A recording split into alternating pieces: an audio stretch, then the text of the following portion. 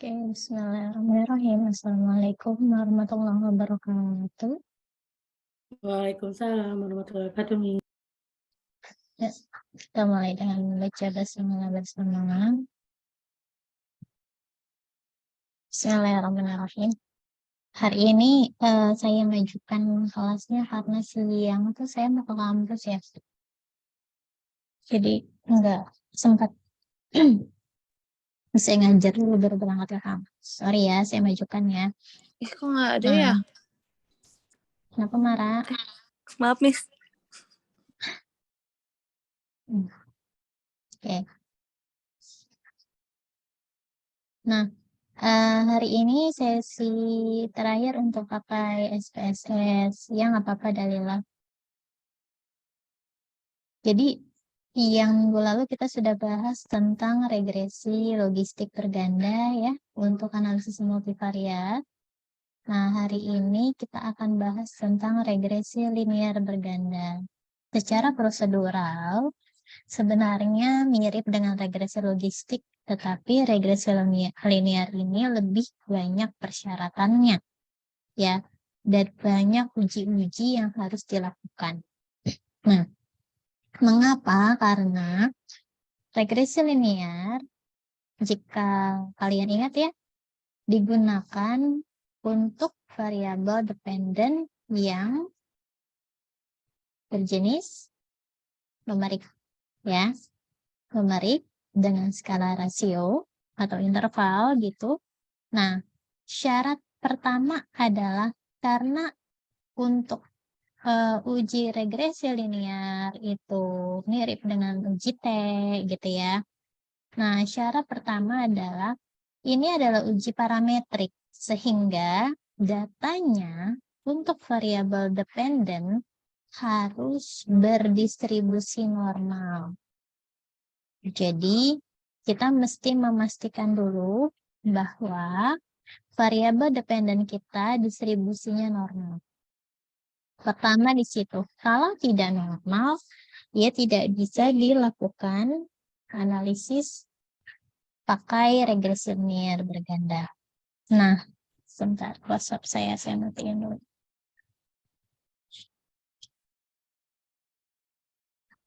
Oke, sekarang siapa yang mau share screen? Untuk praktik SPSS-nya nanti saya jelaskan teorinya sambil jalan.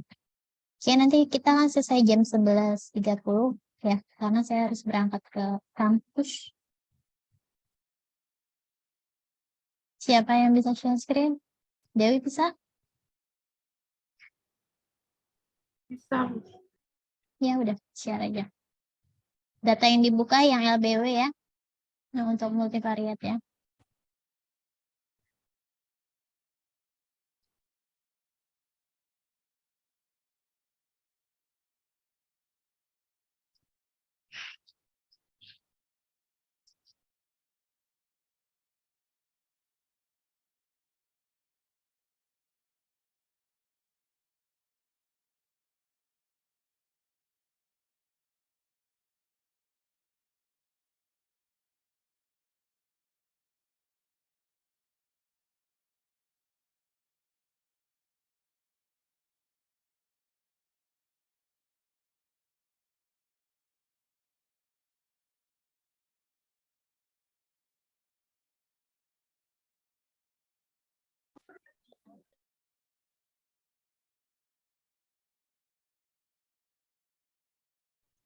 Sudah Dew? Belum? Sebentar nih, saya lupa naruhnya di mana.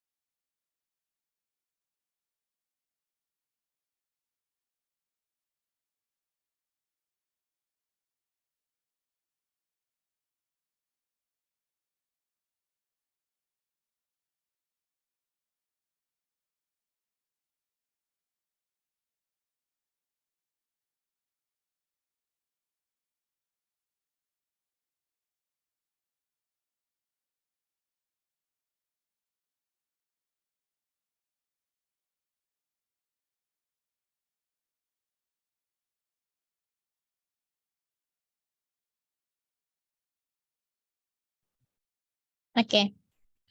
Nah, untuk variabel yang mau kita pakai itu adalah variabel apa namanya LBW ya. Nah, BWT yang coba variabel view-nya kita lihat. Yang di bawah, di bawah. Variabel view. Ini ya. Nah, BWT birth weight coba. Yang label yang 11 apa? Dilebarin dikit. Birth weight in gram kayaknya. Nah, itu yang akan jadi variabel dependent kita ya. Kalau minggu lalu kita telah melakukan analisis dengan menggunakan dua kategori variabel dependent yaitu BBLR dan non BBLR. Pakai variabel yang low, ya kan? Nah, sekarang kita mau pakai variabel yang berat bayi tanpa dikategorikan. Nah, kemudian kita mau uji normalitas dulu nih. Ya, kita uji normalitas dulu variabelnya. Coba, masih ingat nggak tahapan uji normalitas? Pakainya yang mana ya? Analyze, kemudian explore ya. Di-explore. Di deskriptif statistik dulu, kemudian di-explore. Nah, yang paling bawah, birth weight in gram, kemudian dalam statistiknya. Di sini, oke. Kemudian plot normality test. Normality plot with test histogramnya dibikin, dicentang. Normality plotnya dicentang. Kemudian oke. Kemudian optionnya coba dilihat lagi. Nggak usah.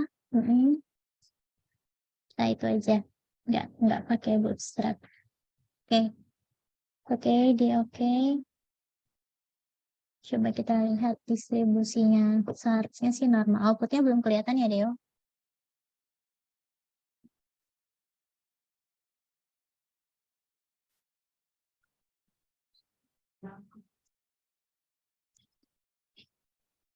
Udah terlihat belum? Oke, sudah. Nah, coba kita lihat dari atas dulu. Perbedaan min sama median. Oke, coba dilihat ya. Minnya 2944. Ya, 2944. Mediannya 2977. Signifikan nggak bedanya 30 gram ya? Kira-kira sepertinya ini normal. Ya, kenapa? Karena selisih min dengan mediannya tidak jauh. Coba ke bawah lagi. Kita lihat normality testnya. Kamu bisa lihat hasil Kolmogorov-Smirnov-nya. Nah, di sini signifikannya berapa? Nilai Kolmogorovnya 0,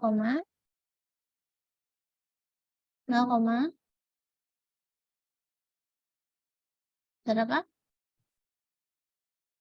0, berapa?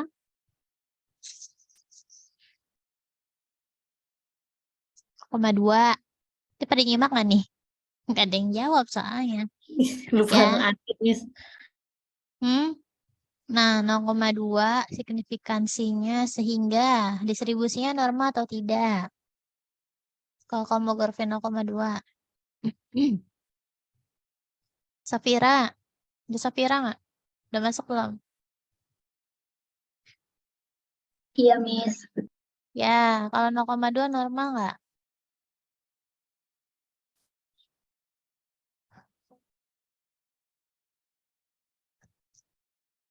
Normal nggak?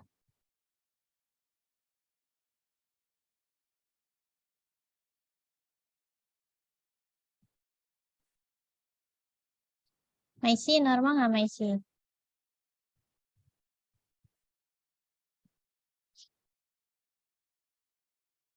Maisi, Miss Maisi, kayaknya sinyalnya putus-putus, Miss. oke. yang ya udah marah deh. Marah normal kan 0,2. Soalnya nggak ada yang Eh, jawab kalau nggak ditunjuk. normal, Miss. Normal. Kenapa? Karena lebih dari 0,05. Iya, lebih dari 0,05. Coba lihat lagi ke bawah. Kurva loncengnya kita lihat. Oke. Key plotnya juga ya. Ya, plotnya kamu lihat di garisnya tuh bagus. Kemudian kayaknya kurva lonceng nggak ada ya. Nah, kita lihat pakai scatter. Scatter plotnya atau box plotnya nih. Garis hitamnya di tengah ya. Ya, garis hitamnya di tengah. Nah, sehingga kita bisa asumsikan ini normal. Oke, datanya terdistribusi normal, jadi bisa melanjutkan untuk melakukan uji analisis multivariat dengan regresi linear. Nah, sekarang kita mau melakukan analisis dengan seleksi bivariat pada pemodelan awal ya. Langkah awal, variabel yang akan kita teliti adalah variabel umur, kemudian berat ibu saat menstruasi terakhir, kemudian ras, kemudian smoke, ya merokok, kemudian PTL, riwayat prematur, kemudian HT, riwayat hipertensi, UI, riwayat urine irritability, FTP, riwayat antenatal care, ya terhadap berat bayinya. Nah, seleksi bivariat yang pertama kita akan lakukan dengan menganalisis uji korelasi variabel independen. Yang pertama age, yang kedua LWT, kemudian PTL dan FTV. Kenapa? Karena variabel-variabel itu adalah variabel yang bersifat numerik ya, kalau nggak salah ya. Kalau age dalam tahun, kemudian LWT itu berat ibu dalam pounds ya, kemudian PTL itu PTL tapi dia kategorik ya. Coba kita lihat tuh, FTV adalah frekuensi pemeriksaan yang bisa lebih dari 4 kali. Nah, sekarang kita coba dianalisis. Jadi tahapan pertama itu uji bivariat untuk coba analyze seleksi bivariat pakai uji korelasi ya. Lalu ke correlate ya. Nah, bivariat uji korelasi yang pertama adalah independennya itu age, LWT, PTL, FTV.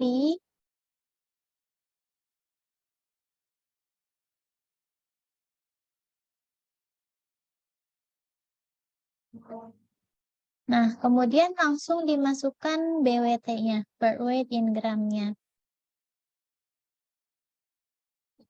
Di situ, di bawahnya. Langsung aja siapa namanya Deo. Birth weight in gram dimasukkan sejajar.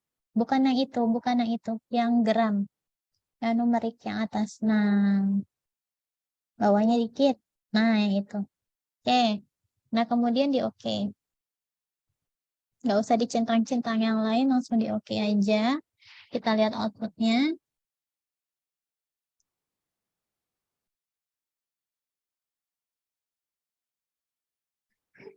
Mana Deo?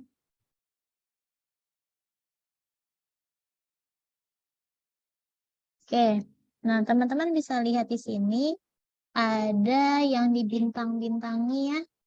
Correlation is significant at 0,05 dan at 0,01 level yang detail. Jadi umur ibu berkorelasi dengan yang kita mau lihat patokannya adalah birth weight-nya.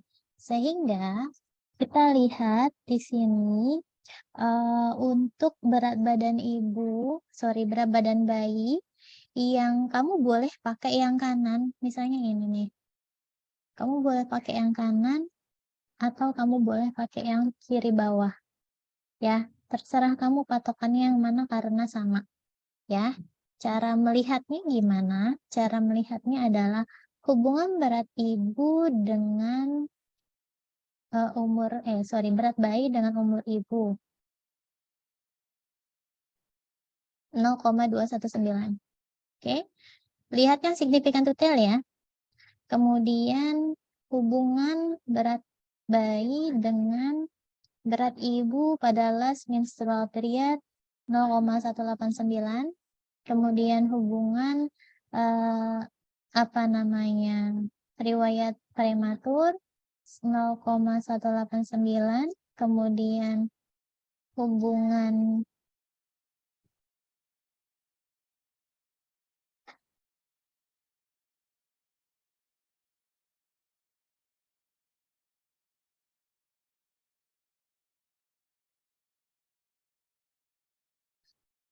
Oke, berarti kita lihat yang bawah.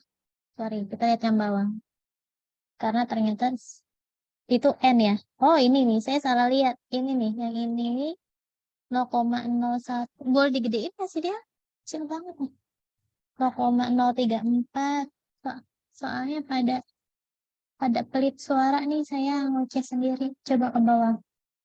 Satu arah nih ya kuliahnya ya. 0,219. Udah semana gedenya jangan digeser-geser lagi. Saya mau coret-coret. Udah deh. Boleh ke bawah dikit nggak supaya nggak terlalu, nggak maksudnya dimentokin biar ininya nggak kepotong nih. Udah ya, ini udah mentok ya. Iya, Miss. Ini udah mentok. Lalu. Oke, berarti tampilan di sayanya nih. Nah, ini pertama ya, p-value-nya. P-value ini, kemudian ini. Oke.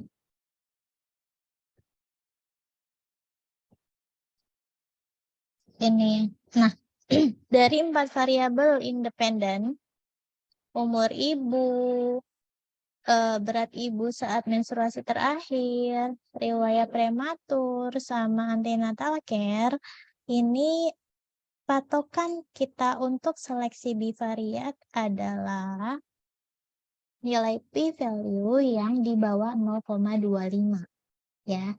Sehingga umur ibu dalam tahun itu signifikan masuk ke dalam seleksi multivariat.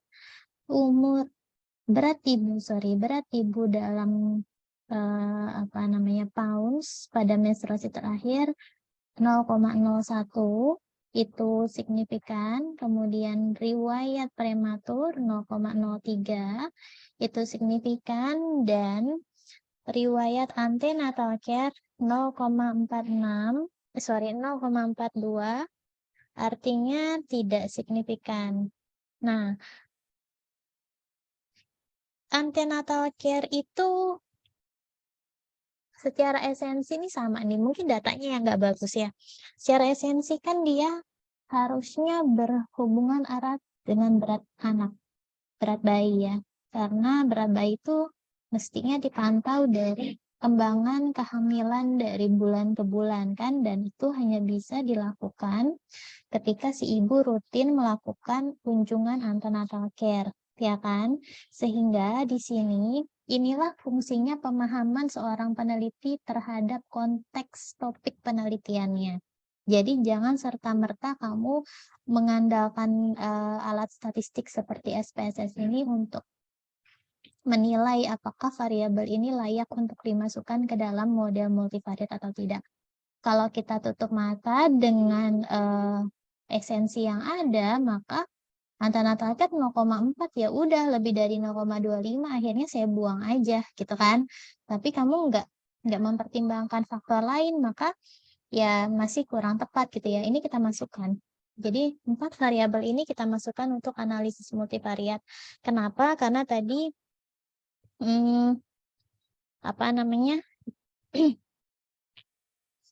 variabel ini adalah variabel yang penting ya. Kenapa pakai uji korelasi? Karena kita cukup melihat p-value-nya saja gitu ya. Kita cukup melihat p-value-nya saja, dan memang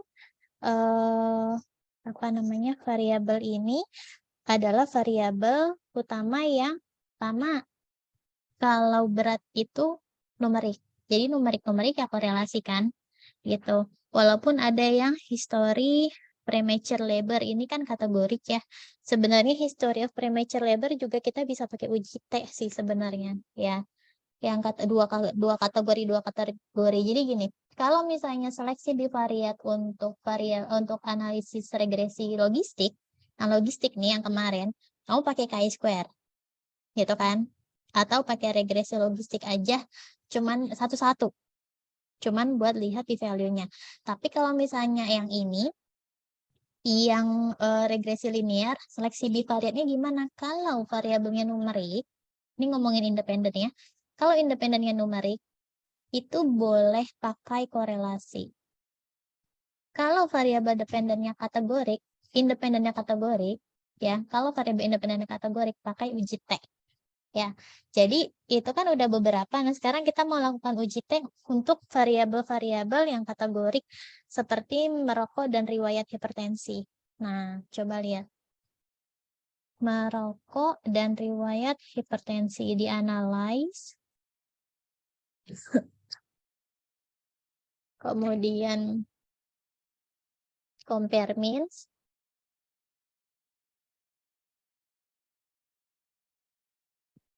Independent sample t-test.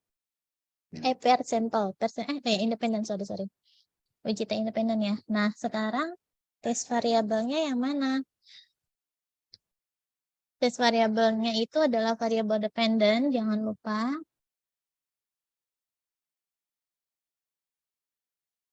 Weight in gram.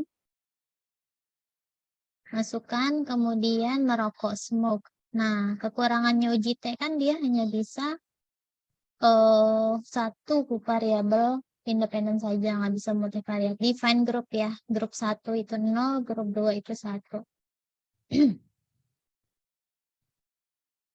Nah, kemudian keluarlah hasilnya. Lihat signifikansinya berapa, 0, yang tutel agak gitu. 0,09 ya. Equivariant assume 0,09. Nah, kalau sudah, berarti variabel ini adalah lolos seleksi untuk analisis multivariat ya. Kemudian variabel kategori lainnya itu adalah riwayat hipertensi. Nah, kita analisis riwayat hipertensi, analyze, compare means lagi, independent sample t-test ya, smoke-nya yang diganti dengan HT, history of hypertension, sama ya, 0 dan 1.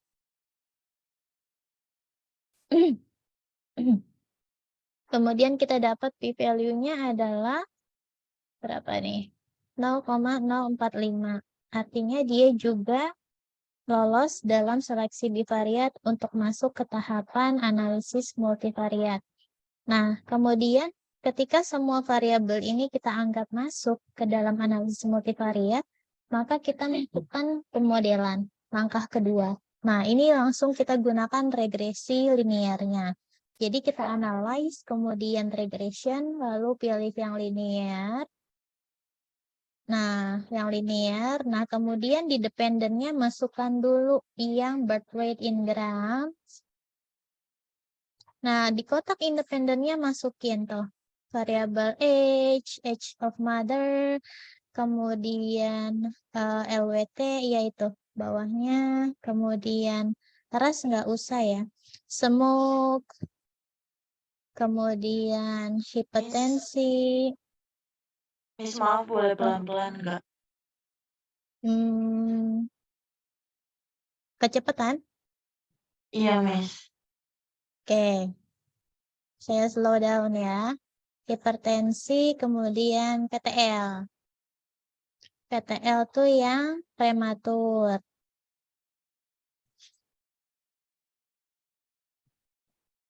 Oke, kemudian FTP. FTP-nya belum.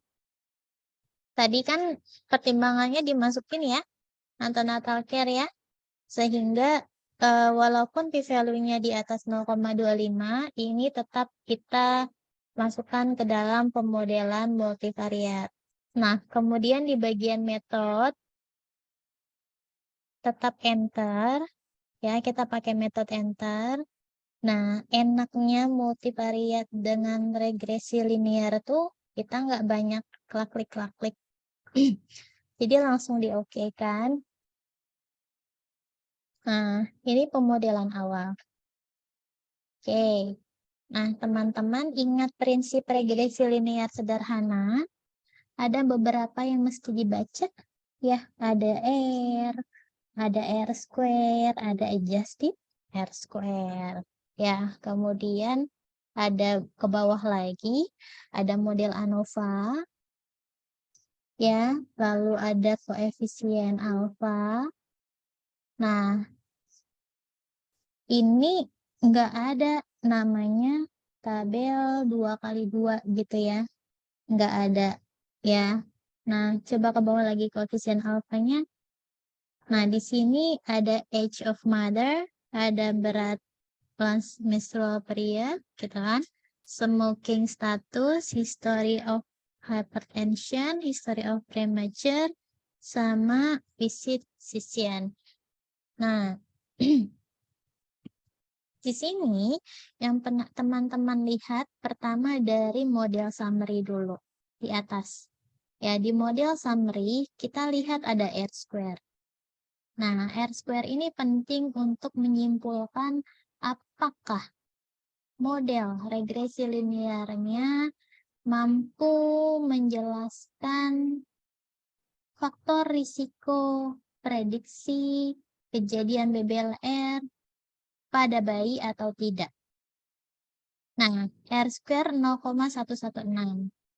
Perlu diingat, saat menginterpretasikan R square, kita transformasi dulu ke dalam persentase. Ya, jadi kalau dipersenkan berapa? 11,6%. Ya kan? Nah, apa maknanya? Model yang sedang kita buat ini ternyata hanya dapat menjelaskan sebesar 11,6% ya, bahwa BBLR dipengaruhi atau berhubungan dengan faktor-faktor risiko berikut. Apa aja? Yaitu faktor risiko yang kita masukkan ke dalam pemodelan multivariat. Kamu bisa lihat, yang kita masukkan kan cuma 6 ya? Ya kan? Cuma 6 variabel yang kita masukkan. Makanya kenapa R square-nya kecil. Artinya apa? BBLR itu nggak cukup. Cuma diprediksi oleh 6 faktor saja. Artinya, kalau 100% dikurangi 11,6%, itu berapa? Sekitar berapa? 80, Berapa? 89%. 88,4% ya. Benar nggak? Benar, Miss. 88,4%. Artinya apa? Ada variabel lain ya yang mampu berpengaruh terhadap BBLR pada bayi yang tidak diteliti oleh kita. Ngerti maksudnya? Jadi kita udah masukin 6 variabel ini, ternyata dari model statistiknya dia hanya mampu memprediksi 11,6% dari kejadian BBLR. Kuat nggak prediksinya berarti? Enggak. Ya kan? Makanya konsep multikausalitas itu saya ulangi mulu setiap sesi ya. Konsep multikausalitas itu penting sekali gitu ya. Penting sekali karena ternyata bayi yang BBLR tuh penyebabnya banyak gitu. Nggak cuma 6 variabel ini aja gitu. Oke, karena ini adalah latihan jadi tidak masalah. Saya jelaskan cara membacanya gitu ya. Kemudian untuk melihat apakah persamaan linearnya signifikan, kita mesti melihat model ANOVA. Jadi pertama, yang penting untuk dibaca dalam model summary adalah R square-nya, gitu ya. Yang kedua adalah kita mau melihat pada tabel ANOVA. Di sini ada nilai signifikansi 0,001. Artinya apa? Nilai signifikansi di sini ini mendefinisikan pemodelan regresi linearnya. Jadi dengan P 0,001 artinya persamaan garis regresi linear dari 6 variabel ini ya sudah signifikan. Gitu. Jadi bisa dipakai gitu. Tapi meskipun bisa dipakai tadi ya, kemampuan memprediksinya hanya 11,6% gitu ya. Mampu menjelaskan variabel-variabel independen itu yang 6 tadi berhubungan dengan BBLR pada bayi. Nah, kemudian karena ini baru model awal, kita mesti melakukan upaya-upaya pembentukan model yang paling fit. Nah, kita lihat dulu dari masing-masing variabel pada tabel koefisiennya. Coba diturunin dikit lagi biar kelihatan, Del. Nah, di sini ada age of mother, ya. Lihat p-value-nya berapa? 0,47. Di atas 0,05. Artinya signifikan nggak? Enggak ya? Oke. Nah, kemudian mana lagi yang nggak signifikan?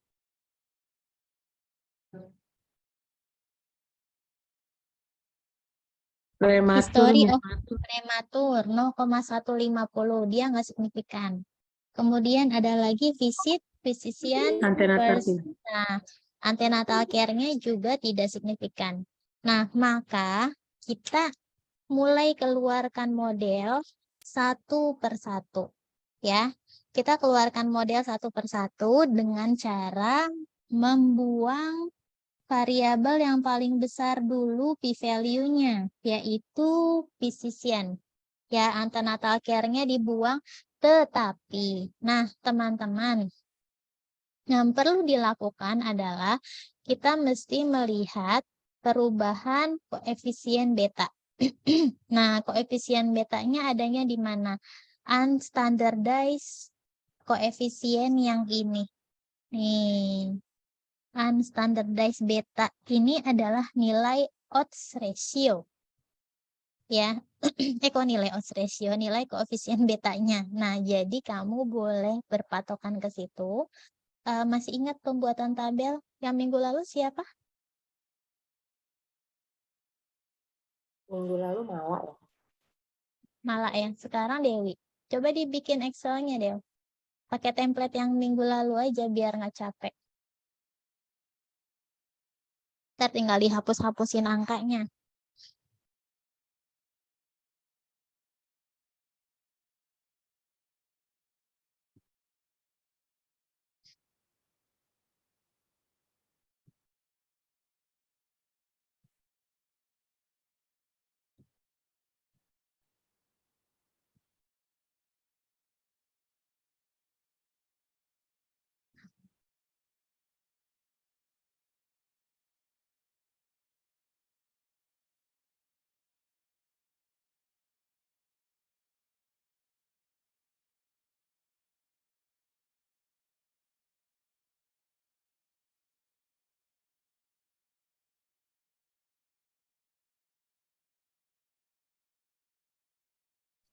Nah, ini ya. Nah, ini koefisien betanya. Koefisien betanya itu yang pertama, OR-nya diganti beta aja B. B model 1. Nah, res diganti apa tuh? Variabelnya tadi dibikin kanan kiri aja biar nggak bolak-balik. Atau temennya bisa bantu diktein. Tadi age tetap. Nah, dihapus aja dulu yang ini nih. Nah, ini dihapus dulu isinya. Karena angkanya akan beda semua.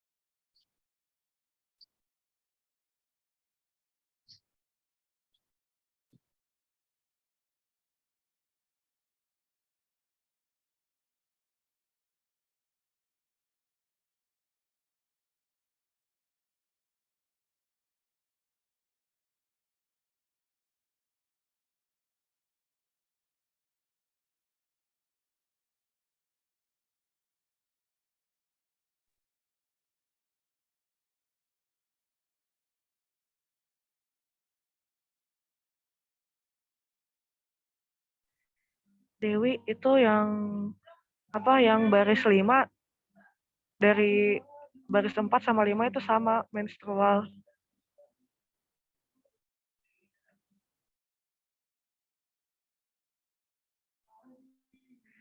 Dihapus aja yang dihapus baris 5 terus lanjutin.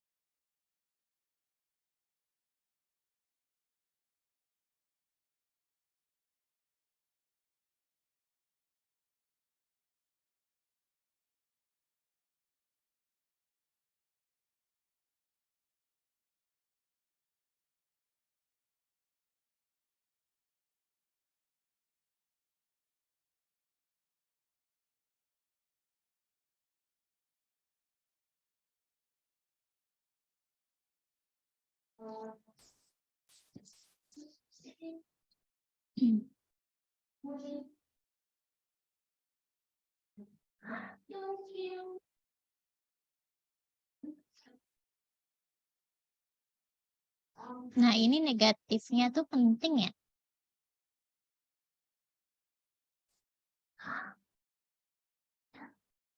Uterine irritability kita nggak pakai ya. Cuma 6, 1, 2, 3. Dibuang aja sisanya.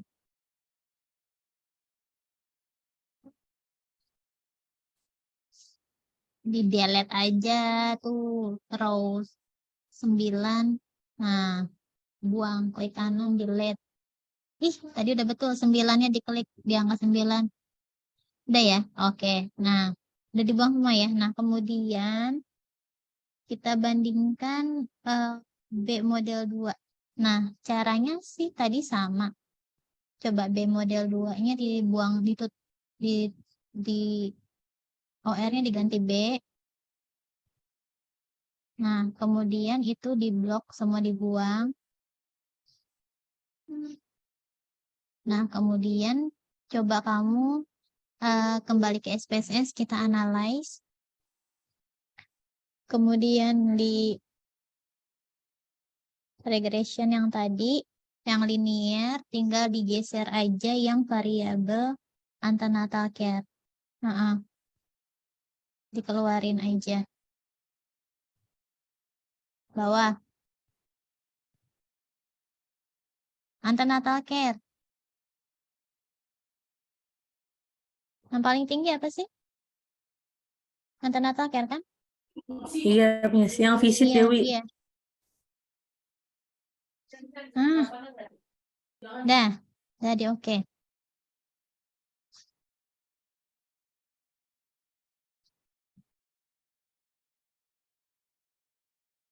Oke, kemudian sudah. Nah, sekarang dilihat koefisien betanya ya. Dimasukin tuh.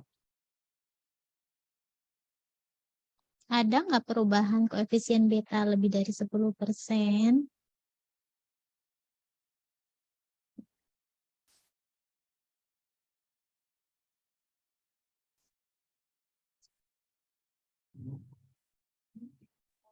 Dewi itu salah yang umur, yang H Yang di umur 7,0. 7,05. Itu dibuang tuh. Pusing sama Excel ya.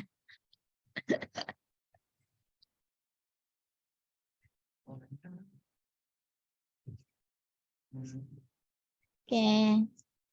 Kemudian 4781.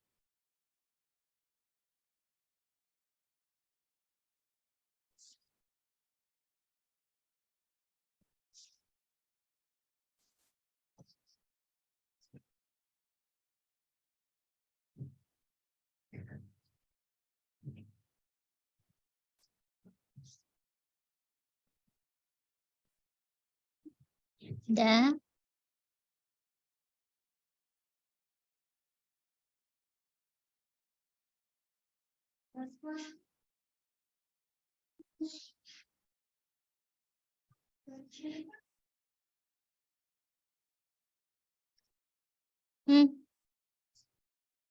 Itu yakin 500. Prematur 500 ya?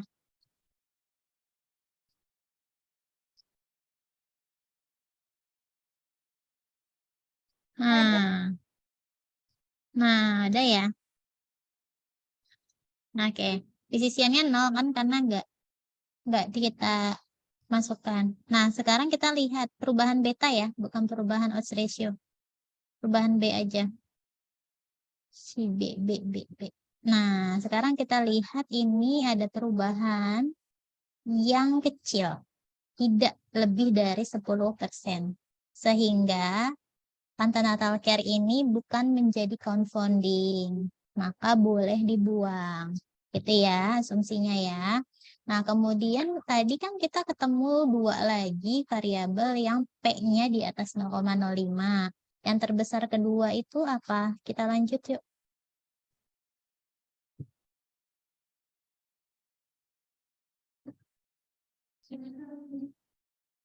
Kita analyze yang dibuang tadi age ya, umur ibu ya. Umur ibu sekarang kita buang.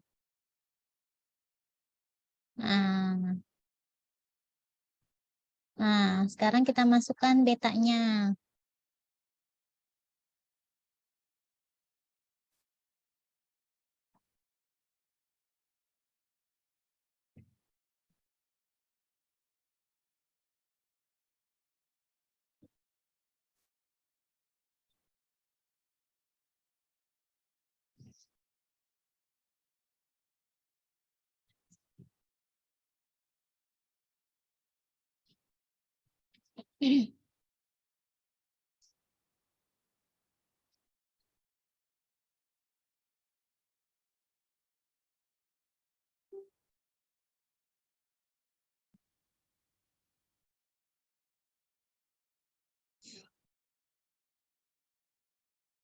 Hypertensionnya 582. Oke.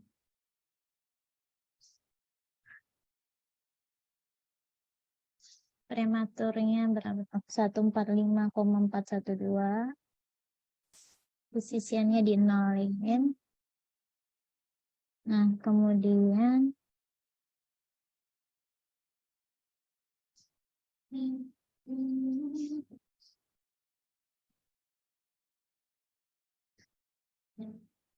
nah, itu benar nggak ya 67?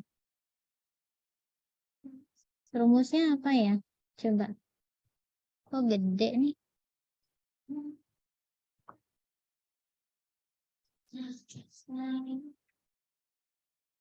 F5. Ya, coba di copy pas ke atas. Ya, salah. Salah.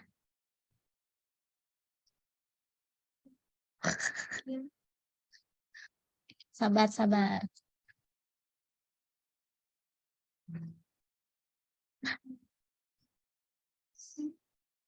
Di copy dulu udah tadi.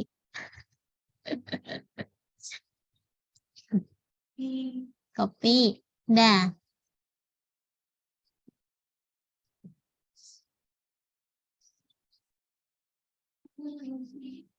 Bentar. F4 berarti.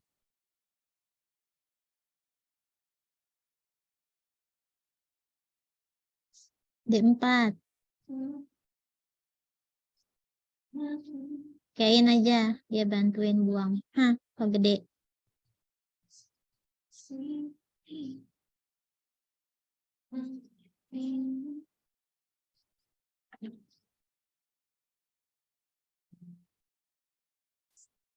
Empat 4,7 ke 5 kan ya? Oh gede ya. Masa 400? Ada yang lihat kesalahan nggak di sini?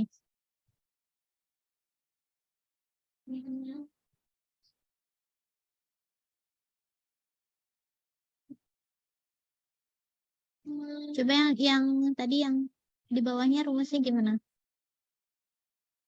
5 dikurang dari 5 dibagi dari 5. Yang atas?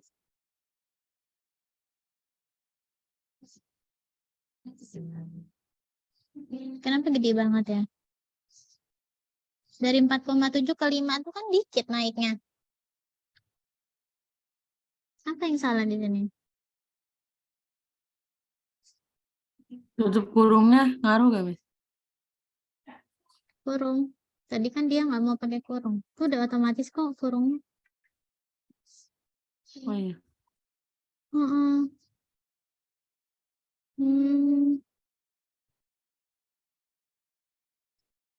Takutnya nih ada yang ribuan, ada yang desimal. Coba. Itu pakai titik semua ya, Del? Iya, Miss, pakai titik. Coba. Kita hitung manual aja deh.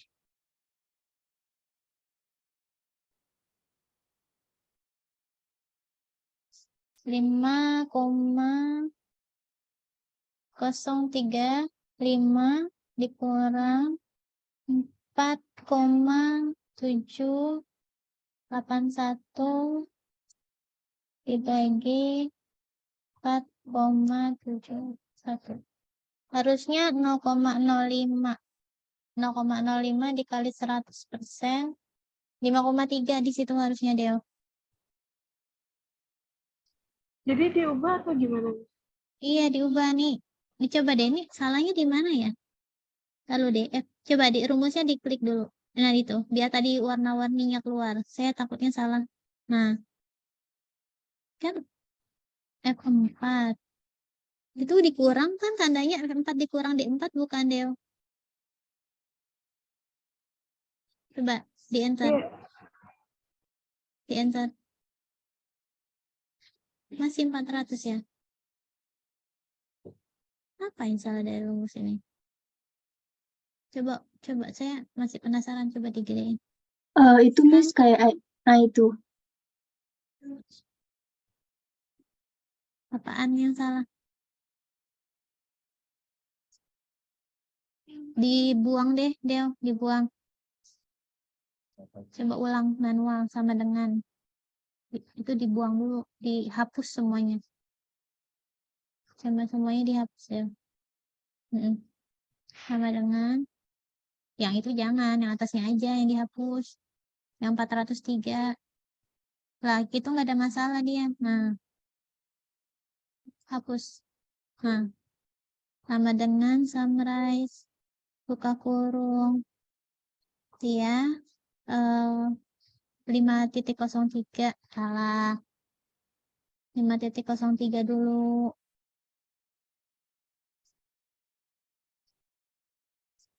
Lima titik 03. Diklik Yang F, tadi. Dew, yang F. Hmm, Iya tadi. ulang. Ayo.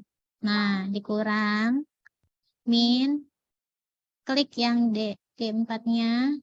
Nah, tutup kurung. Tutup kurung. Garis miring. D4 lagi. Nah, tutup kurung. Bintang. 100. Enter. Oke. Enter. Oke. Salahnya di mana? Buka kurungnya kurang 1. Iya, Miss. Coba buka kurung. Dah. Tuh, benar. Kan Bahkan dikurung. 5,3. Tadi salahnya kenapa tuh? Dikurungnya ya? Iya, Miss, kayaknya. Nah, sekarang intinya gini. Itu tidak ada perbedaan koefisien beta sebelum dan sesudah umur ibu dikeluarkan, ya, lebih dari 10% perbedaannya. Jadi, artinya umur ibu ini bukan merupakan confounding, dan ini boleh dibuang dalam model kita. Nah, sekarang masih ada satu, yaitu variabel riwayat hipertensi kalau nggak salah ya. Benar nggak? Nyampe-nya di atas 0,05. riwayat prematur ya. P-nya 0,16 ya. Iya. Nah, sekarang prematurnya dibuang.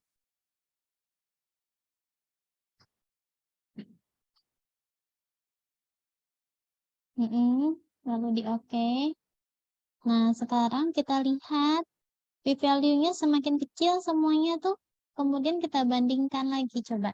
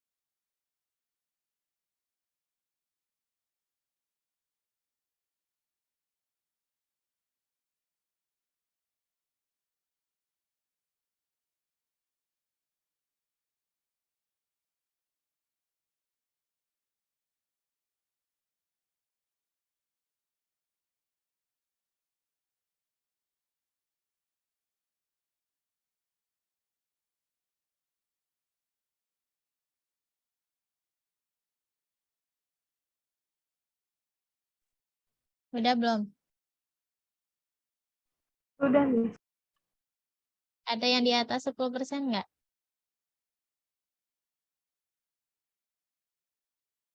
Ada, Miss. Yang mana variabel apa? Nih, variabel Yang merokok.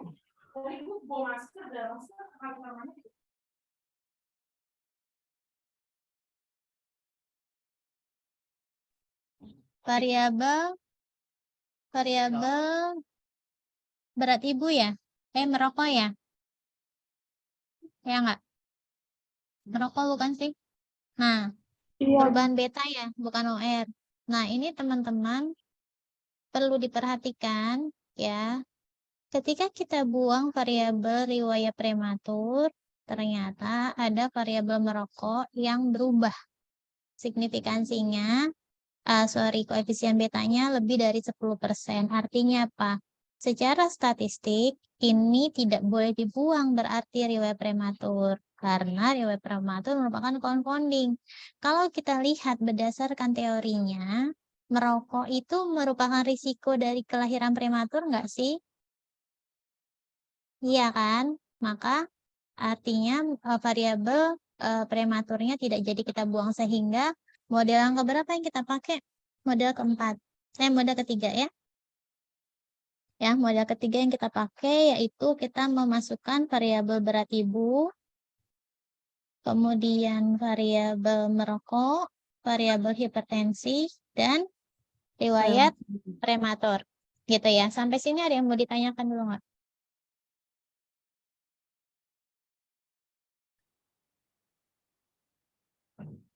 Nah, sekarang kita daripada bingung tadi outputnya yang mana, dianalisis ulang aja SPSS-nya.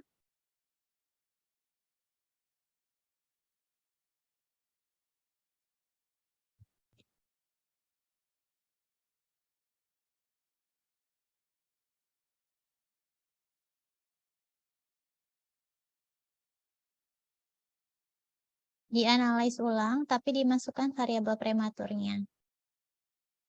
Regresi. Nah,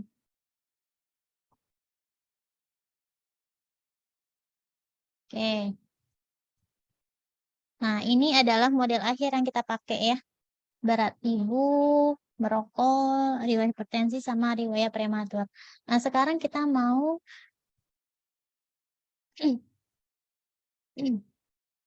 kita melakukan uji asumsi. Ya, uji asumsi ini adalah tadi udah di-okein ya. Coba dianalisis ulang, kita mau uji asumsi pakai uji collinearity, Durbin-Watson, dan lain-lainnya. Diulang, dianalisis, regression, linear. Nah, tadi di bagian statistik, kita mau pakai asumsi kolinearitas. Nah, ini kita centang bagian covariance matrix. Di bawahnya confidence interval. Covariance matrix. Ketemu nggak, Deo? Nah, itu. Kemudian kita juga uji collinearity diagnostic. Part and partial correlation-nya nggak usah. Kemudian Durbin-Watson-nya kita centang juga untuk residualnya. Nah, Durbin-Watson ini untuk asumsi independensi. Kemudian kita continue. Lalu kita lihat plot, bagian plotnya. Nah, belum Dewi nih. Ulang, Dew. Kalau saya udah suruh oke, baru. Kan tadi baru continue. Plotnya diklik. Nah, di kolom Y, ya, Y itu variabel dependen. Itu SRESID dimasukkan. SRESID yang bawah. Kedua dari bawah. S yang pakai S. Nah, kemudian ZPRED yang atas kedua di kolom X. Bukan, ZPRED kedua dari atas. Nah itu. Nah, kemudian histogramnya dicentang untuk uji normalitas, normal probability plotnya dicentang, kemudian di oke. Oke. Nah, sekarang kita mau uji asumsi. Nah, uji asumsi pertama itu asumsi eksistensi, ya. Asumsi eksistensi adalah berkaitan dengan teknik pengambilan sampel. Jadi, sebenarnya ketika pengambilan sampel kita tepat dengan simple random sampling atau jenis probability sampling yang lain, maka biasanya asumsi eksistensi ini akan terpenuhi. Nah, cara melihat asumsi eksistensi dengan analisis deskriptif variabel residual dari model. Ya, kalau misalnya nilai min-nya mendekati nilai 0, maka asumsinya terpenuhi. Cara melihat adalah di bagian tabel residual statistik. Coba, residual statistik.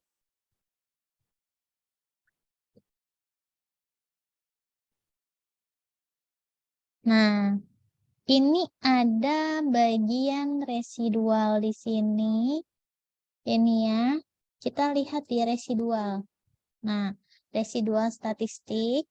Di sini lihat p-value-nya, lihat min-nya. Min dari residual adalah 0,00. Ya, artinya karena min-nya mendekati nilai 0, ini bukan p-value. Ya, tapi nilai min residual. Artinya gini, variabel-variabel yang nggak diteliti sama kita tuh, karena kita mengambil sampel dengan probability sampling, jadi variabel residual ini tidak asumsi eksistensinya terpenuhi karena tidak ada perbedaan nilai rata-ratanya. Nah, jadi nilai 0,0 itu bermakna asumsi eksistensi terpenuhi dan lihat standar deviasinya adalah 680 berapa tuh? 6 ya, di scroll lah dari saya kegeser. Mau klik apa, Del? Dah, oke. Ini ya, ini asumsi residual terpenuhi dengan standar deviasinya 686. Ini artinya kalau standar deviasinya di atas 50%, maka ada sebaran ya yang cukup rata atau ada variasi ya pada standar deviasi tersebut sehingga asumsi eksistensinya terpenuhi. Pertama itu asumsi eksistensi. Kemudian asumsi independensi. Ya, asumsi kedua yang harus dipenuhi oleh variabel independen terhadap variabel dependen pada uji regresi linear adalah independensi. Independensi itu artinya apa sih? Bebas. Ya.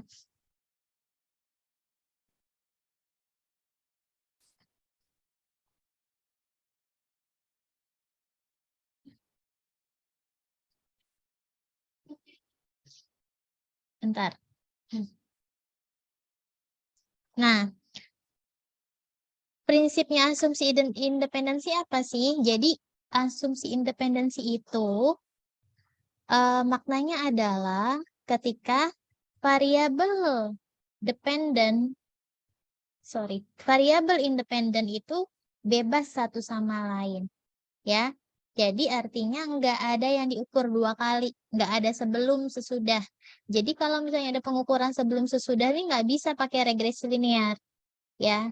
Jadi tiap variabel itu berdiri sendiri gitu.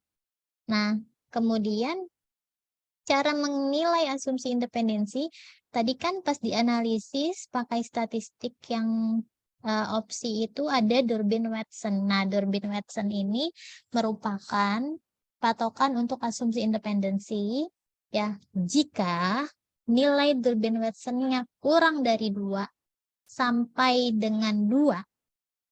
Jadi antara 2 itu, antara range itu ya, berarti kalau min 1, 0,5, 1, 1,5, 0, min 0,5 misalnya itu masih masuk ke dalam nilai Durbin-Watson yang memenuhi asumsi independensi. Melihat nilai Durbin-Watson adanya di bagian model summary. Coba, model summary yang B, mana coba? Model summary. Nah, coba. Oh, collinearity bukan. Model summary di atas ya kalau nggak salah ya. Nah, ini. Nah, kamu bisa lihat nilai Durbin-Watson-nya di sini adalah 0,380. Dia masih ada di rentang min 2 sampai dengan 2. Artinya apa? Asumsi independensinya terpenuhi. Tidak ada variabel independen yang saling berpengaruh. Ini bukan ngomongin tentang confounding, tapi maksudnya nggak ada yang diukur 2 kali gitu ya. Pengukuran sebelum, sesudah, dan lain-lain. Nah, kemudian selanjutnya adalah asumsi linearitas. Kalau ngomongin asumsi linearitas apa? Model linearnya terpenuhi gitu ya, berbentuk persamaan garis linear yang ideal. Jadi ngelihatnya dari mana? Lihat dari hasil ANOVA, nilai signifikansi ANOVA-nya 0,000. Nih sebelah kanan nih, nah itu ya. 0,000 nilai signifikansinya artinya di atas 0,05, di bawah 0,05 artinya adalah asumsi linearitas terpenuhi. Kemudian ke bawah lagi, kalau kita mau melihat asumsi homoscedasty, nah homoscedasty ini lihat dari scatter plot-nya. Mana lihat scatter plot?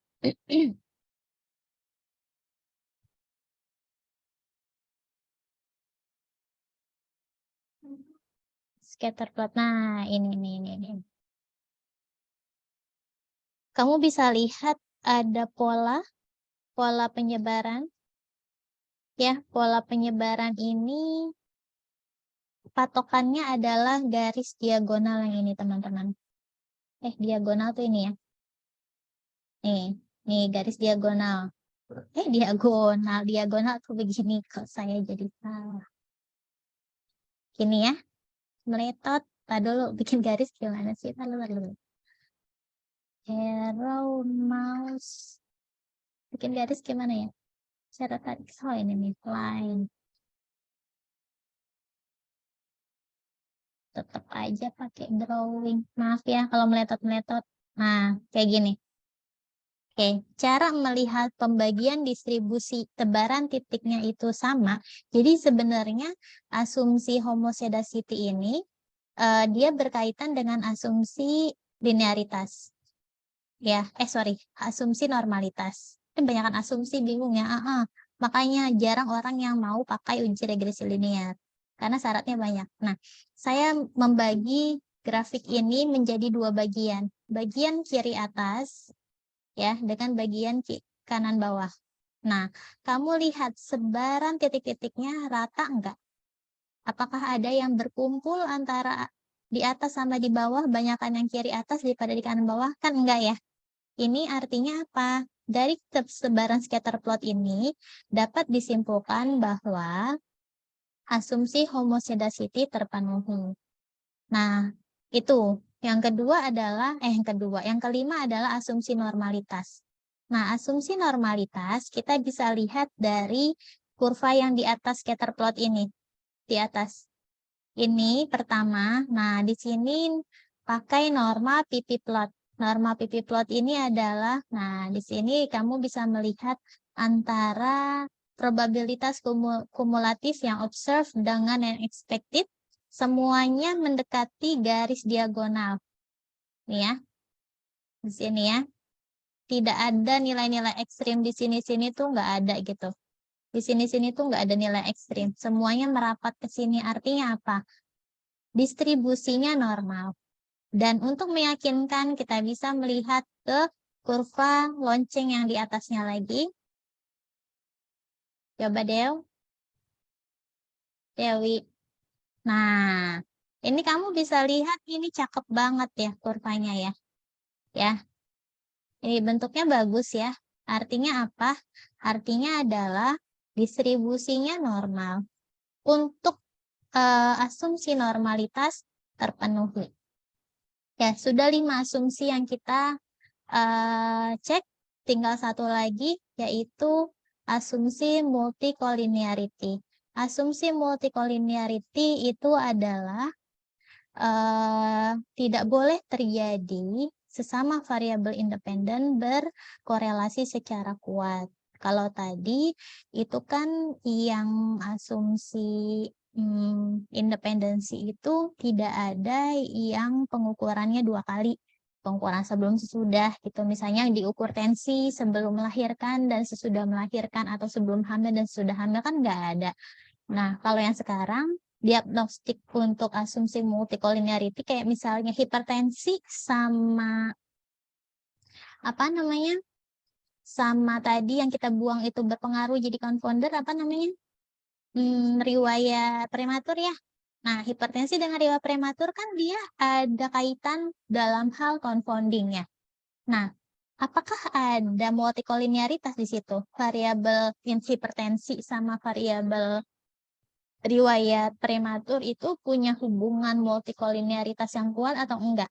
Cara lihatnya adalah pakai VIF, variance inflation factor. Nah, nilai VIF itu ada di bagian koefisien. Coba, koefisien, Pak Abel yang koefisien di agak atas. Nah,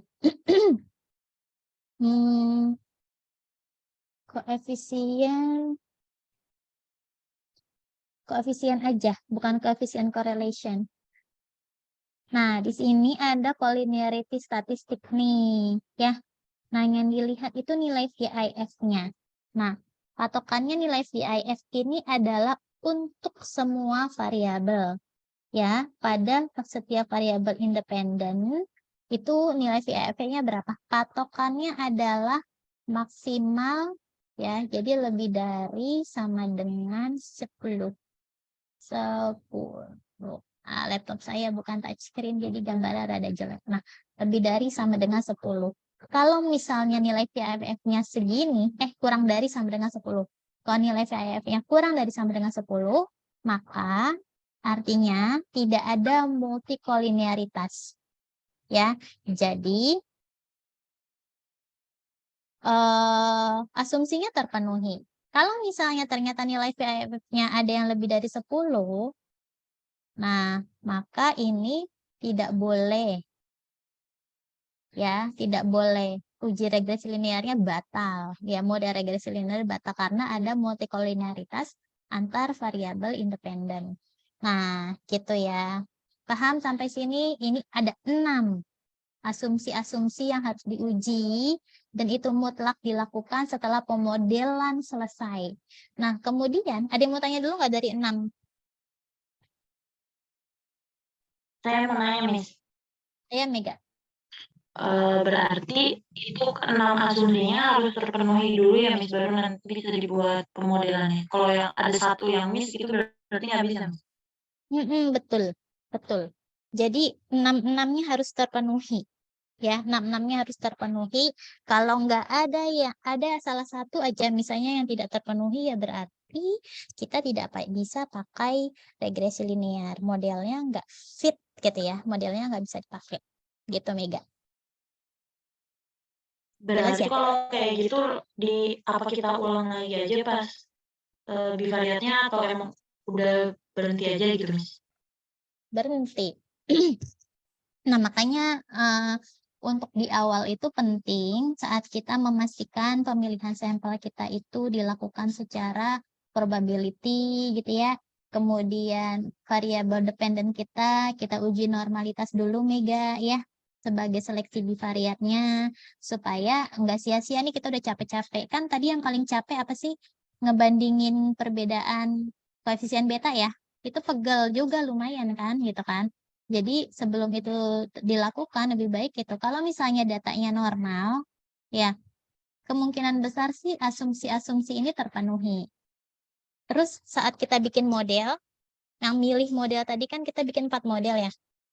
Nah itu udah benar gitu milih modelnya. Ya mana yang dikeluarin, mana yang enggak gitu ya. Ntar kalau udah kita milih nih mau pakai model yang keberapa, tadi kan kita pakai model yang ketiga, maka baru dilihat uji asumsinya masing-masing. Gitu.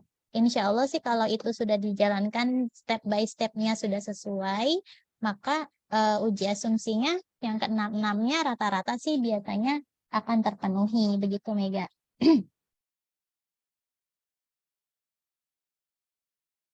Jelas ya? Meganya keluar. Nah, kemudian setelah 6 uji asumsi ini, kita akan melakukan uji interaksi. Masih ingat apa itu interaksi? Ada keterikatan, ada hubungan antar variabel yang independen. Ya, ada interaksi enggak? Ada perbedaan pengaruh enggak?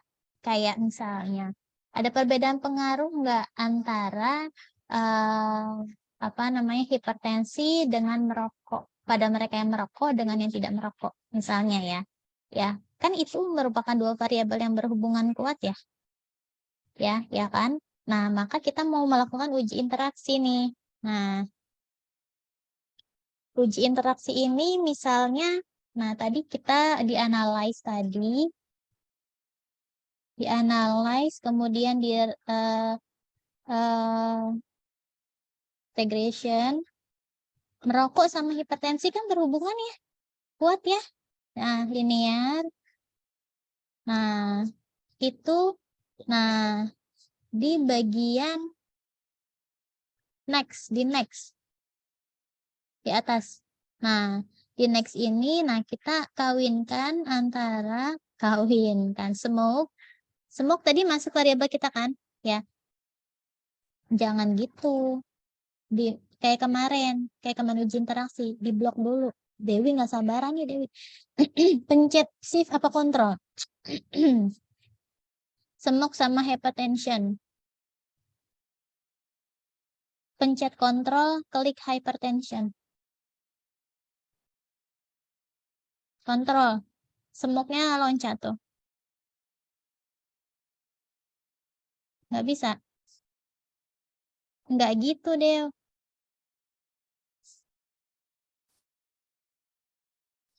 Ntar dia jadinya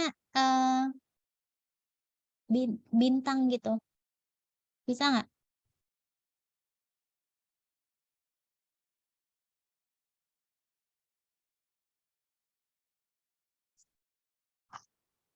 Nggak bisa ya? Coba bantuin temannya. Ajarin Dewi gimana tuh.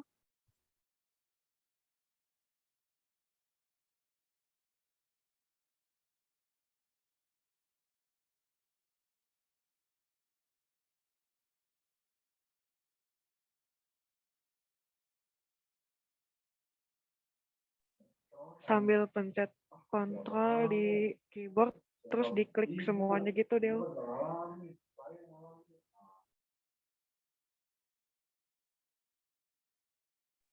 Enggak, bukan ditarik, tapi diklik satu-satu.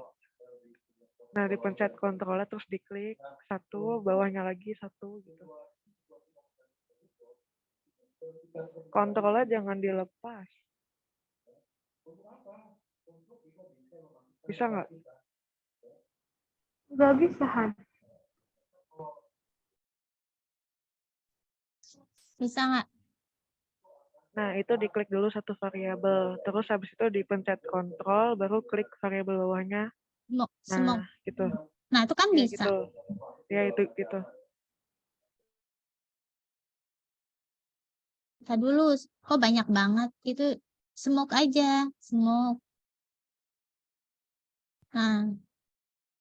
Semok sama hypertension. Nah, digeser kanan. Iya itu. Jadi begitu ya. Coba kita lihat dulu deh. Udah nggak apa-apa, di oke dulu. Di oke dulu. Coba ke bawah. Di bagian. Nah, wait. Pelan-pelan. Nggak ke situ-situ.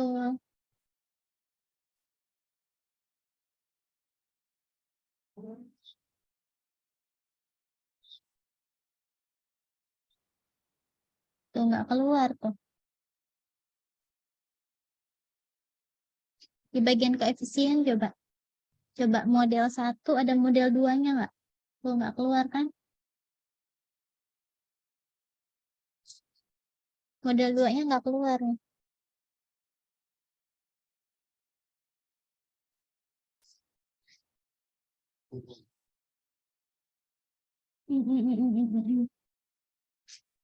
Coba ke bawah lagi. Harusnya ada model 2. Coba diulang analisisnya.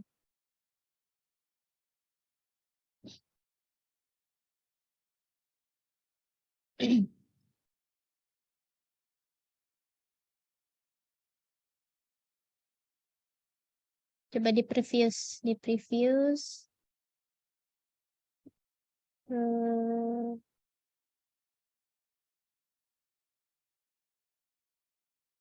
Coba semoknya dimasukin ke selection variable ya. Semok dari kiri, yang itu biarin aja. Semok yang di kiri aja.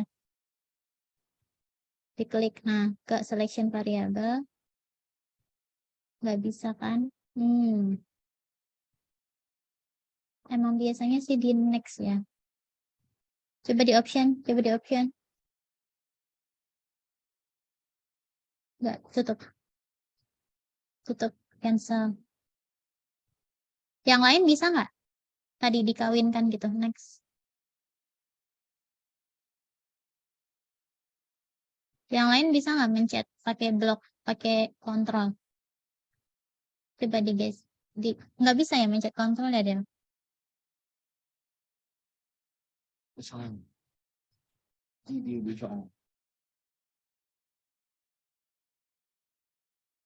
Coba digeser ke situ.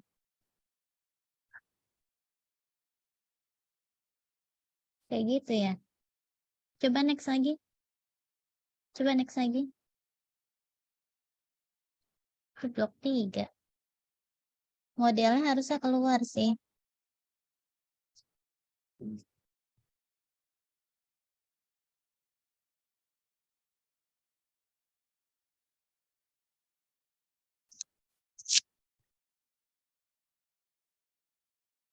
Bentar.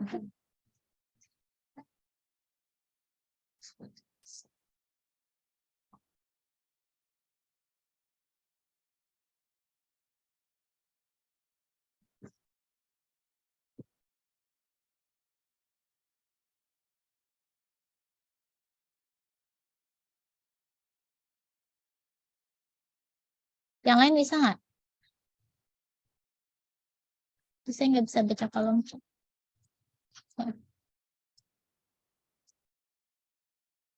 Coba dengan jelek. Yang lain bisa nggak nih? Lalu saya sambil lihat output yang pernah saya bikin.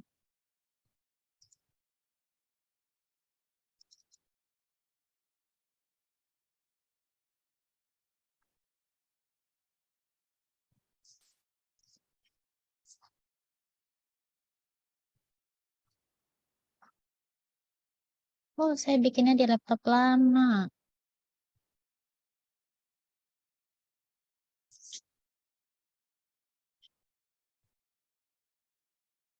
Uji interaksinya nggak keluar nih, bentar ya. Kayak di laptop saya yang ini nggak ada juga.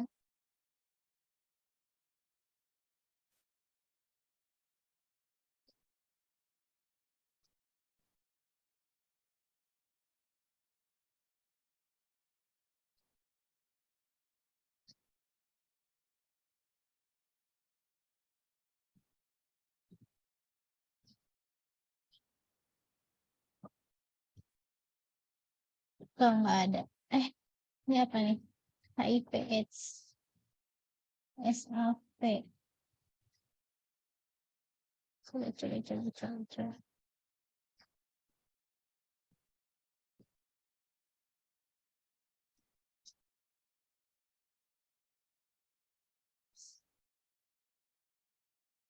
Bukan nggak ada di sini.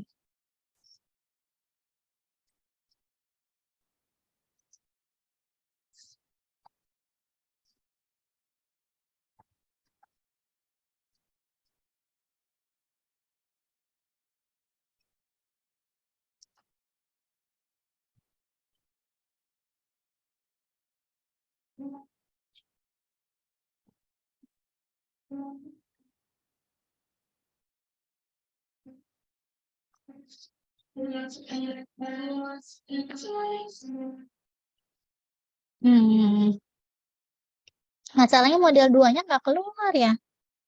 Ada nggak model 2-nya? Ini padahal udah kita giniin nih. Coba di oke tadi. Tadi model 2-nya nggak keluar kayak gini. Coba di koefisien. Nah, itu kan cuma model 1 tuh. Harusnya keluar model keduanya. Jadi ada 2 model, model dengan interaksi dengan model tanpa interaksi.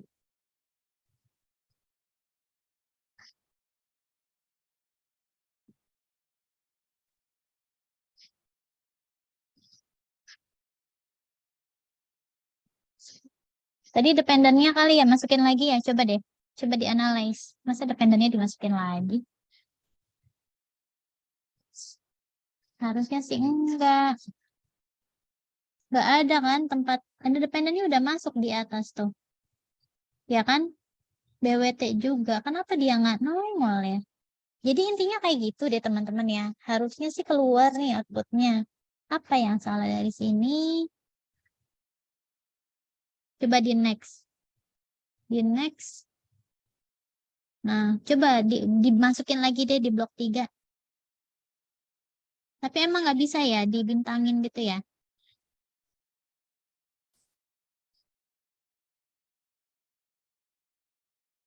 Coba oke. Keluar nggak outputnya? Model 3-nya keluar nggak? Nah, agak keluar juga. Coba. Keluar juga. Ya udahlah. Ya. Jadi kita anggap nggak ada interaksi aja gitu ya. Nah, patokan interaksi itu apa ininya, apa namanya, rumusnya gitu. Standarnya bagaimana untuk mengatakan ada interaksi atau tidak. Nah, untuk mengatakan ada interaksi atau tidak, itu kita mesti melihat dari p-value-nya. Jadi nanti kalau misalnya uji interaksi itu, saya mau share contoh punya saya nih.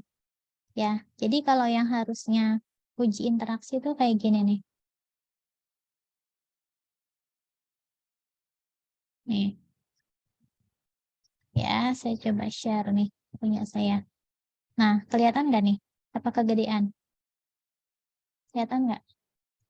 Kelihatan, Miss. Kelihatan ya. Nah, saya kecilin dikit deh. Atau ininya deh. Nah, begini nih. Nah, di sini.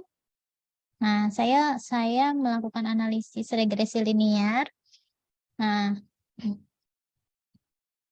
di sini ada. Nah, ini harusnya pakai tanda silang. Kok nggak bisa, Mas? Dikawinkan ya di uji interaksi. Ini adalah variabel independen saya. Ada waktu diagnosis, stigma internal, stigma manusia, outcome-nya adalah resiliensi. Nah, ini dummy analisis apa namanya? Disertasi saya ya. Nah, ini kita lakukan analisis multivariat biasa, lalu yang bawah kamu melihat ada model 1, ada model 2 di sini kan. Nah, model 2 di sini di bawahnya ada populasi kunci dan stigma ya. Karena populasi kunci ini punya hubungan yang erat dengan stigma. Populasi kunci atau bukan akan ada perbedaan stigma antar keduanya. Nah, maka saya lakukan uji interaksi. Lalu dilihat signifikansinya adalah 0,788. Untuk memastikan ya dia akan keluar nih di model. Untuk nilai signifikansinya adalah 0,788. Artinya di atas 0,05 tidak ada interaksi. Gitu. Jadi kalau udah uji interaksi kita baru bisa bikin model akhir. Gitu ya. Caranya begitu. Nah, coba sekarang kamu membuat model akhir aja deh. Anggap aja nggak ada interaksi ya. Kita anggap nggak ada interaksi antara variabel apa namanya merokok dengan riwayat prematur. Hipertensi. Nah, kemudian model akhirnya seperti apa? Kalau misalnya sudah selesai uji interaksinya, kita perlu melihat dari nilai R-square. Coba lihat. R-square-nya berubah nggak tuh? Coba di output-nya.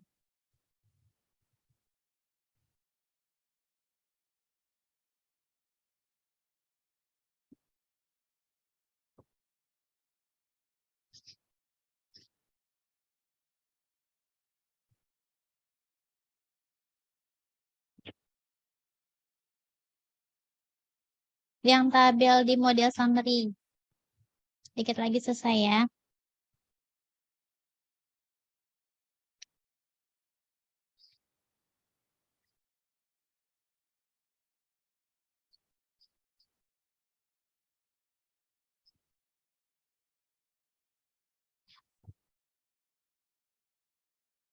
Nah, di sini R-square-nya berapa? 0,113 ya.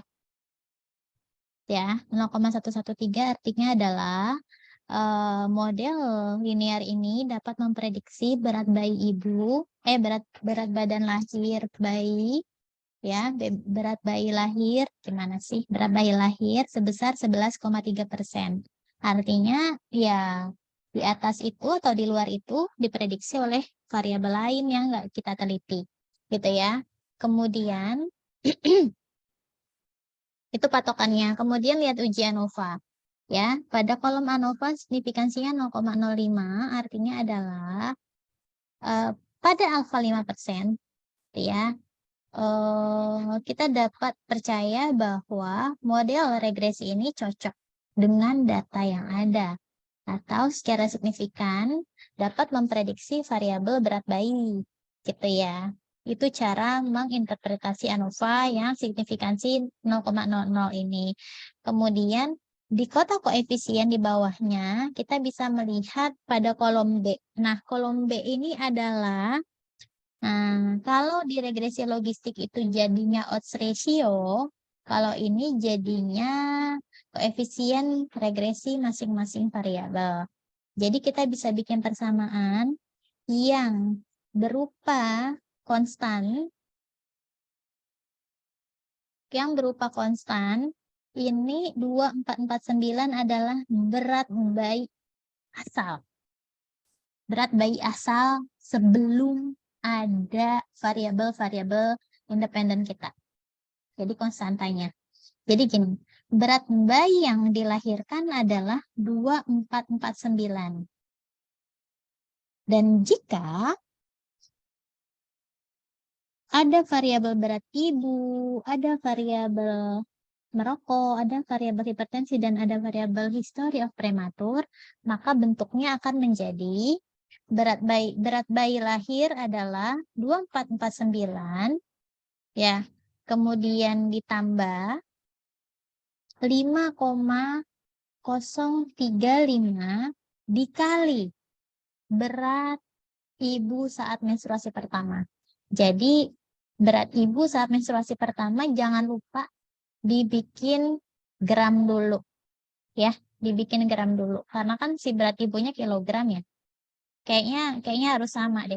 Nah, berat ibu pada menstruasi pertama, jadi berat ibu pada menstruasi pertama tuh punya peran 5 kali lipat. Setiap kenaikan berat ibu 1 gram gitu ya, maka berat bayinya juga akan meningkat 1 kilo deh kayaknya, nggak usah diubah, nggak usah diubah jadi kilo, jadi gram, tapi tetap kilo. Setiap kenaikan berat ibu 1 kilogram, maka si berat bayi akan bertambah 5 gram. Ya, setiap kenaikan berat ibu 1 kilogram, maka berat bayi akan bertambah 5 gram. Ya, patokannya gramasi. Kemudian ini ada tanda negatif. Kamu bisa lihat di sini. Tanda negatif ini penting. Jadi dalam bentuk persamaan, kalau si ibunya merokok, maka berat bayinya akan berkurang 236 gram. Benar nggak angkanya? 236 gram. Lalu kalau udah merokok terus dia punya riwayat hipertensi, maka berat bayinya akan berkurang lagi 582 gram. Dan kalau punya riwayat prematur akan berkurang lagi 145 gram berat bayi lahirnya.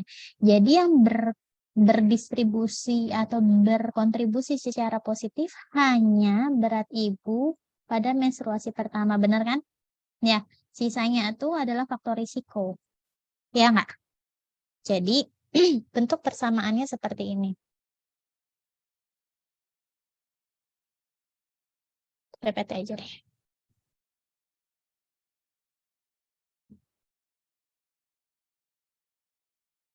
Saya share, bentar. Dikit lagi selesai ya. Kelihatan nggak?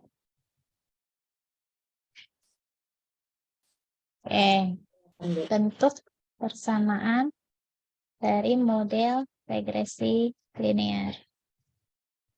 Nah, berat bayi lahir adalah 2449 gram, gitu ya. Ditambah 5 kali berat ibu, oke, dikurang 200, berapa tadi tuh? 36 ya, 36, benar nggak? 236 merokok, ya benar, merokok ya.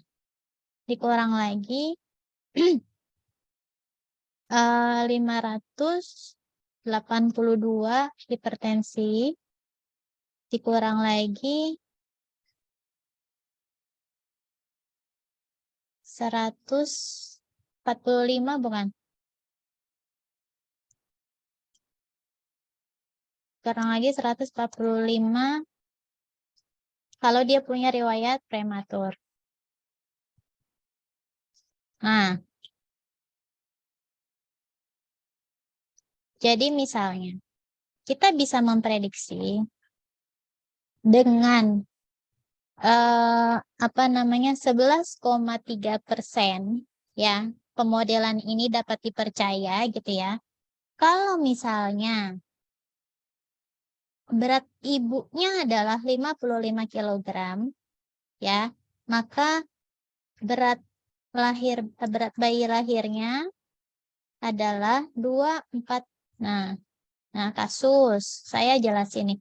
Jika berat ibu adalah 55 kg saat menstruasi terakhir, kemudian tidak merokok, kemudian tidak hipertensi, gitu ya, dan punya riwayat prematur, berapa berat bayi yang dilahirkan?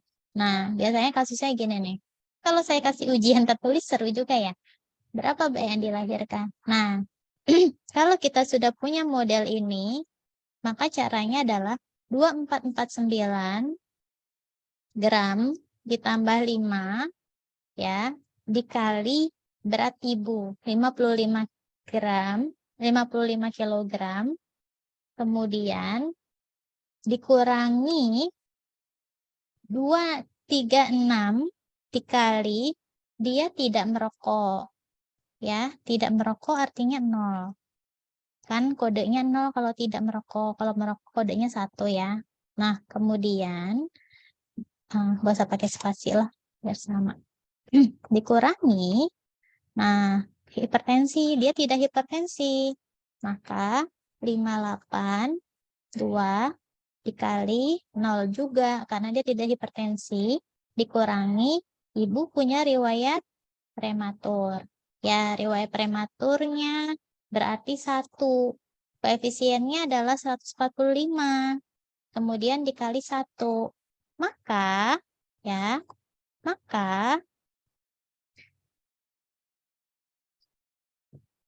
nah, ini pakai. Maka berat bayi lahir adalah 2449 ditambah 55 kali 5 berapa? 275.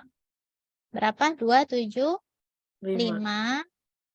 ditambah dikurang 0 dikurang 0 dikurang 145 gitu ya.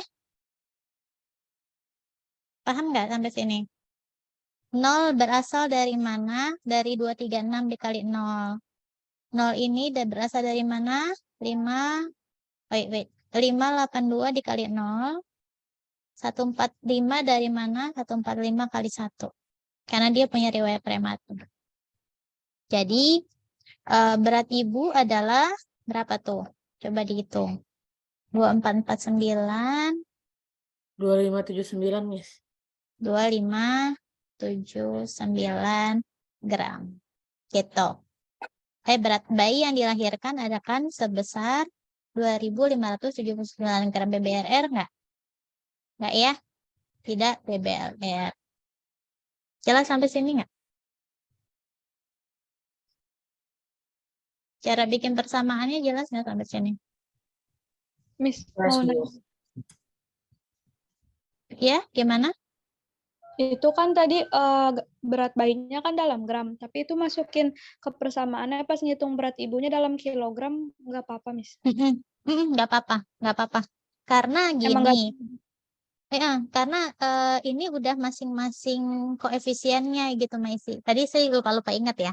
Tapi memang begitu. Jadi kan kalau orang dewasa kan memang hitungannya dalam kilogram ya, satuannya ya. Nah, ini kenapa perbedaannya seperti ini? Karena saat di awal kita sudah bikin perhitungan berat bayinya memang dalam satuan gram, kemudian berat ibunya dalam satuan kilogram. Gitu. Sama juga dengan merokok. Merokok kita coding 0 sama 1. Harusnya kalau mau disamain kan gram juga kan nggak mungkin tapinya. Jadi masing-masing punya unitnya sendiri gitu. Jadi nggak usah diubah, nggak apa-apa. Tapi definisinya gimana? Ketika berat ibu naik 1 kilo, maka berat bayi akan bertambah 5 gram. Oke? Jadi ini dalam satuan gram, oke? Ini dalam kilogram. Ya, jadi setiap berat ibu naik 1 kilo, si berat bayi akan naik 5 gram. Oke. Setiap ibu yang merokok, maka berat bayi akan berkurang 236 gram. Setiap ibu yang punya riwayat hipertensi, maka berat bayi akan berkurang 582 gram. Dan setiap ibu yang punya riwayat prematur, beratnya akan berkurang 150 gram. 145 gram. Gitu. Jadi ini adalah rumus persamaan. Dan teman-teman mesti ingat, persamaan regresi linear ini biasanya bisa dipakai ketika desain studinya cohort atau kasus kontrol. Ya, jadi biasanya begitu.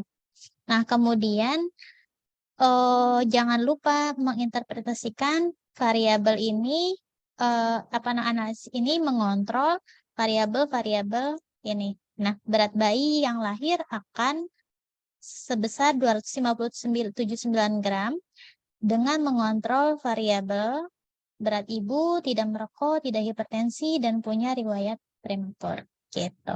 Merokok, hipertensi, dan punya riwayat prematur. Seperti itu. Itu cara menginterpretasikannya. Jadi ternyata peran berat ibu tuh nggak terlalu banyak ya, gitu ya, nggak terlalu banyak. Karena kenaikannya hanya 5 gram saja per kilogramnya, per kilogram berat ibu. Dan kan kalau ibunya obes, justru nanti akan reversible ya, kebalik ya. Ya nggak? Kalau ibunya obes, risiko BBLR-nya lebih tinggi nggak? Lebih tinggi dong. Biasanya begitu, karena terhambat dengan lemak ya.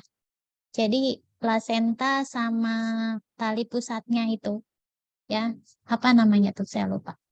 Tali pusat ibu, tali pusat bayi yang menjadi penghubung makanan. Nah, biasanya itu akan tersumbat dengan lemak karena ibunya obesitas. Jadi nutrisinya nggak masuk dengan sempurna. Begitu. Oke, itu persamaan regresi linear. Oke. Ada yang mau ditanyakan? Kita didengarkan lagi perlahan-lahan rekamannya ya.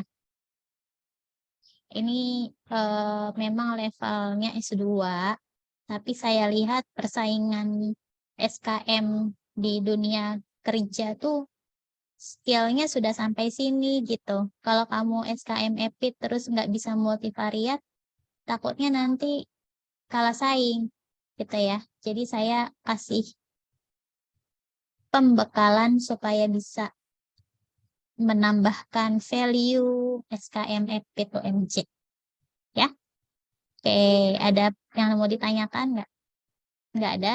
Kalau bahas tentang penelitiannya besok aja ya pas SCE ya. Saya mau berangkat ke kampus. Kalau tidak ada kita tutup dengan hamdalah bersama. Alhamdulillahirrahmanirrahim. Semoga bermanfaat. Tidak. Ya, saya yakin ya mungkin tidak 100% diterima gitu ya. Semuanya ngerti gitu. Pasti ada yang kelewat-lewat karena emang perlu diulang. Gitu. Dan itu wajar. Tapi mudah-mudahan yang nempel lebih banyak daripada yang enggaknya gitu ya. Ya, assalamualaikum warahmatullahi wabarakatuh. Waalaikumsalam. Makasih banyak ya, Mi. Terima kasih. Ya, saya end meetingnya.